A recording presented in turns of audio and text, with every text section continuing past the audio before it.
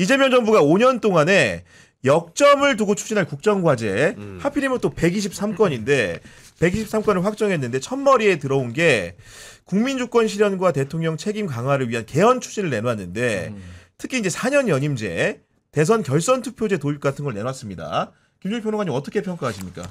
저는 일단 매우 이제 좀 환영하는 바예요. 그러니까 이게 왜냐하면은 개헌은 이게 습관 같은 거예요. 습관이라는 게 뭐냐면은 이게 연성형 헌법이냐 경성헌법이냐 다르지만은 독일 같은 경우에는 김진표 의장이 예전에 개헌 추진하면서 얘기했는데 60년 동안 68번을 했습니다.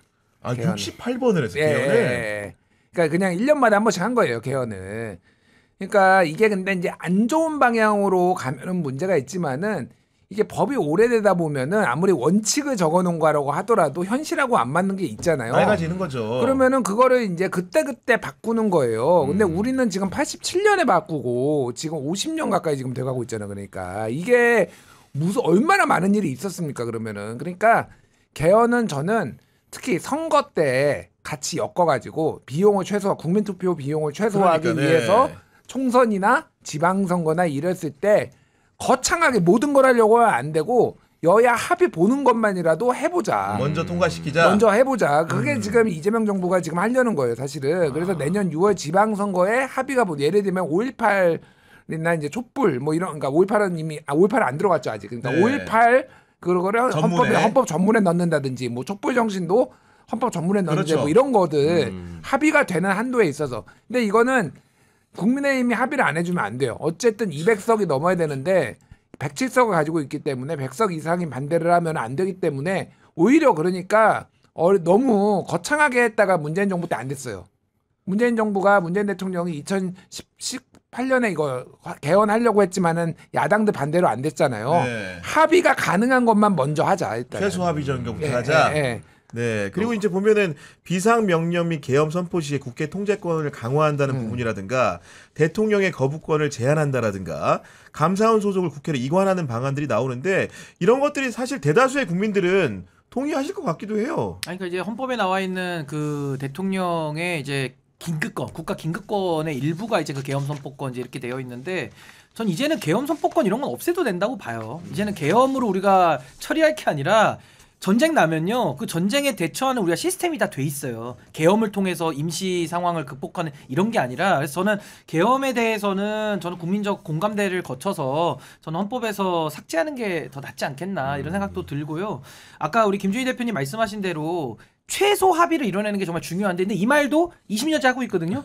뭐 최소 합의하자라고 매일 하는데도 최소 합의조차를 만들어내질 못해요. 서로 생각이 너무 다르고 정치력이 이게 합의가 안 되기 때문에. 근데 저는 이번에 이재명 정부가 이제 만약에 한다고 하면요, 저는 국민들께 개헌의 효능감을 드리는 게 가장 급선무라고 봅니다. 그러니까 개헌 그러면 우리가 동력도 안 모이는 이유가 뭐 맨날 정치인들 입으로만 떠들다가 뭐 잦아들겠지? 늘 그래 왔거든요. 그래서 이번만큼은 최소 합의. 그럼 그 최소 합의라는 거는 권력 구조를 건들지 않는 겁니다. 그러니까 대통령제를 유지시키면서 계엄 같은 건 우리가 없애거나 뭐 5.18 같은 거 넣는 거는 합의가 충분히 가능하니까 그 대통령제를 유지하면서 중임제 부분, 그러니까 임기를 늘리는 부분은 지금은 단임제이기 때문에 대통령 사실상 무책임제예요. 대통령이 책임을 안 지니까 5년 임기 중에 처음에만 지지율 높다가 갈수록 떨어지다가 불행한 대통령 나오면은 또 차별화해가지고 또 이제 상대를 악마화하면서 또 본인이 권력을 얻는 이 구조를 깨야 되기 때문에 전 대통령 책임제로 바꾸자. 그게 이제 중임제로 가는 거고, 또 하나는 결선 투표제. 이거는 민주주의의 그 민주성을 더 강화하는 내용이기 때문에 지금도 항상 그 다수 우리가 뭐 복수정당 맨날 다당제 얘기하면서도 늘 안 되는 게 막판에 가서 그 선거 못 나가게 거의 그 다수당에서 압박을 누르기 때문에 이런 식의 결선 투표제 반드시 필요하고, 하나만 더 추가하자면 만 40세 피선거권 규정을 없애야 됩니다. 그래서 이걸 저는 공직선거법 기준으로 써도 충분하다. 그래서 요 정도만 합의를 이뤄서 내년 지방선거 때 같이 한다면 전 크게 비용도 안 들고 국민들께 효능감을 주는 방식으로 개헌을 좀 자주 할 수 있는 그런 기회를 여는 개헌이 됐으면 좋겠습니다. 말 좀만 얹자면은 굉장히 다 동의하고요. 결선 투표제 같은 경우에는 사실은 민주당에서 그동안 굉장히 얘기를 많이 해왔던 부분이에요. 맞아요. 약속을 했는데 네. 이게 안 지켜지고 뭐 상황이 또 여의치 않았는데 소수 정당들은 다 이거 좋아합니다. 왜냐하면은 결선 투표제를 해야 되는 이유는 그놈의 지긋지긋한 단일화 기사 좀 안 보게.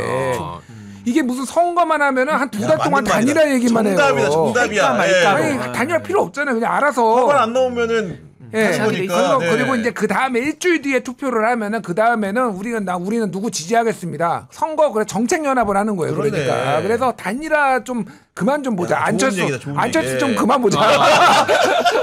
근데 이게 결선 투표제가 어떻게 된다는 거예요? 바뀌면은? 그러니까 그러니까, 대통령 네. 과반을 못 얻으면은 일주일 정도 뒤에 일주일에 열흘 두 명만 뒤에 추려가지고 한 두 명만 1, 2 추려서 그러면 그러니까 이번에 무조건 못 과반은 넘기면. 그러니까 쉽게 설명드리면 득표율이. 이번에 국민의힘에서 당대표 뽑을 때 결선 투표로 뽑았어요. 아. 그렇게 뽑겠다는 거예요. 아, 오케이. 네. 아 그리고 이번이 개헌의 가능성을 두고 또 여러분들이 얘기하는 거는 지금 국민의힘 107석입니다. 개헌이 되려면은 제적위원회 3분의 2이기 때문에 200석 이상을 확보해야 되는데 7석이 지금 모자르는 거죠. 예를 들면 그런 상황인 건데 국민의힘에서 지금 수사받는 그 사람들이 대충 헤아려 보니까 총 12명이라는 거예요. 그렇기 때문에 재판받고 수사받는 사람들. 그러니까 물론 이제 시기적으로 재판이라는 게 길어지기도 하고 뭐 이렇게 하지만은 물리적으로 혹시나 이재명 대통령 임기 중에 숫자적 개헌이 가능한 상황이 올 수 있다.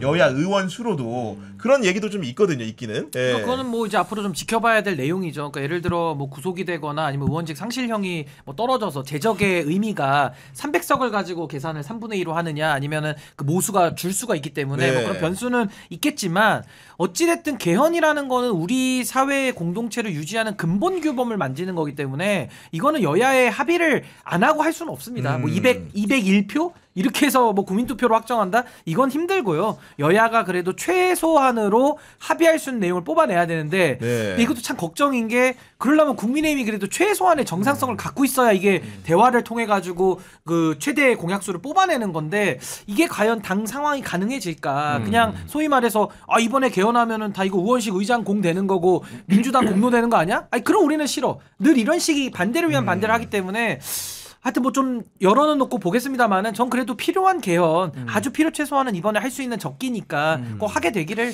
전 바랍니다. 그러니까 이 개헌 저지선이 무너지는 거를 국민의힘에서 주로 얘기를 해요. 오히려 예, 그러면서 이제 얘기를 하는 게 이재명이 지금 독재를 하려고 하고 있다. 개헌 저지선도 무너뜨려 가지고 이 독재를 하려고 하고 있다라고 이렇게 지지층 결집하려고 얘기하는데 진짜 묻고 싶은 게 수사를 받는다고 다 유죄가 나오는 건 아니잖아요. 아니, 그렇지. 그렇죠. 예.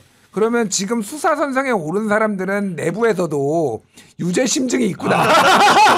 날아가지 의원직에 날아가지 짓을 했구나. 보통 일을 한 게 아닌데 뭐 이런 그러니까 식으로. 네. 권성동이 정확하게 얘기했어. 본인 구속되자마자 페이스북에 올라온 거 피냄새에 신호탄이 된다.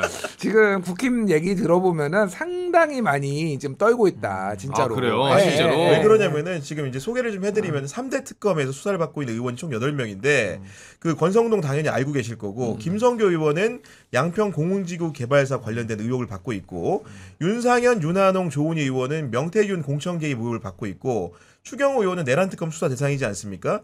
임종득, 이철규 의원은 또 최혜병 사건 관련된 의혹을 받고 있어요. 물론 전부 다가 뭐 입건이 되고 기소가 될지는 알 수 없는 거겠지만은 주진우도 껴주면 안 돼요 거기에? 일단 없습니다. 일단 없으니까 말씀드리는 거고 거기에 더해가지고 얼마 전에 이제 그 1심 구형이 있었던 늦었던 재판이죠. 패스트트랙 충돌 사건 여기도 보면은 송원석, 나경원, 이만희, 김정재, 윤항효, 이철규 의원이 있는데 이분들이 상당수가 예를 들면 징역형을 구형을 한 거예요. 쉽게 얘기해. 징역형에서 벌금형 구형을 했는데 그게 당선 무효가 될 수 있는 만약에 그대로 나온다고 한다면은 그런 상황이어서 중복자를 빼면은 12명 정도가 수사 재판으로 위험하다. 이런 정도의 생각인 것 같은데 정말로 이제 말 그대로 권성동 의원의 예언처럼 권성동이 구속되기가 무섭게 오늘 특검이 다시 국민의힘 중앙당사로 갔습니다. 왜냐하면 통일교 당적 가입 여부를 따져봐야 되기 때문에 명부를 대조해보자. 자료를 임의에 제출해달라고 하지만은 정상적인 강제 수사가 가능한 영장을 가지고 간 거거든요. 그러니까 위기의식을 느낄 수밖에 없겠죠, 당연히. 근데 저는 이제 그 특검의 뭐 조언 아닌 조언을 한 말씀 드리자면 이 당원 명부 뭐 대조하고 이제 통일교 관련된 아마 그 수사일 텐데 이거를 가지고 뭐 당사 압수수색을 뭐 3번 하니 4번 하니 그러면 갔으면 해와야 돼요. 근데 계속 실패하는 모습을 보이면 수사 동력이 떨어지거든요. 그러니까 저는 국민의힘에 대한 수사가 반드시 필요합니다. 그렇다면 그게 내란으로 돌진할 거냐 아니면 통일교 관련된 당원 명부로 갈 거냐 아니면 명태균 이슈로 갈 거냐 이 다양한 루트들을 갖다가 복합적으로 때려야 균열점이 생기는 건데 그렇지. 자꾸 그 공성전 비슷하게 당원 명부에만 너무 집착하는 거 아니냐. 그러니까 수사가 지금 진도가 안 나가잖아요. 진도가. 물론 뭐 특검법을 또 연장하고 뭐 보강한다고는 합니다만은 전 수사의 동력이라는 차원에서는 더 많은 지금 이 소위 말하는 범죄의 건수들이 널려 있습니다. 근데 거기에 대한 수사 진도가 안 나간다는 게 조금은 좀 특검이 어느 한 분야에 좀 너무 매몰돼 있는 거 아니냐? 좀 이런 생각도 좀 들어요. 그러니까 국민의힘에 대한 다각도 수사가 좀 필요하다. 그런 생각이 듭니다. 전 아쉬움이 3일만 좀 기다렸다가 21일 날 국힘에서 대구에서 장외투쟁한다 그러니까. 아, 그날에? 그때 들어가면은 깔끔했을 것 같은데 조금. 전문 용어로 이제 빈집털이. 예. 좀 아쉽네요. 예. 그리고 이제 그 명분을 대조한다는 건 제 추정입니다만은 기본적으로 특검이 뭔가 좀 확보한 명단이 있는 있으니까 것 좀 같아. 대조를 해보려고 하는 거 아니겠어요? 통일교 그렇기 때문에 명단은 이미 확보했죠. 네, 그러니까 네. 이미 수사가 상당 부분 진척되었고 이 부분에 대한 대조 검증만 남았기 때문에 국민의힘이 극렬하게 좀 이렇게 반발하는 게 아닌가 싶습니다. 그러니까 뭐 통일교 교인이 한 3만 명 들어갔다는 얘기가 있는데 통일교 쪽에서 나온 얘기는 그 정도까지는 아니다. 그 정도는 네, 아니다. 그 정도는 아닌 것 같고 한 1만 명 선인 것 같다. 뭐 이렇게 얘기했는데 뭐 하여간 1만 명이든 3만 명이든 문제가 있는 거죠. 그러니까 이거는. 네, 알겠습니다.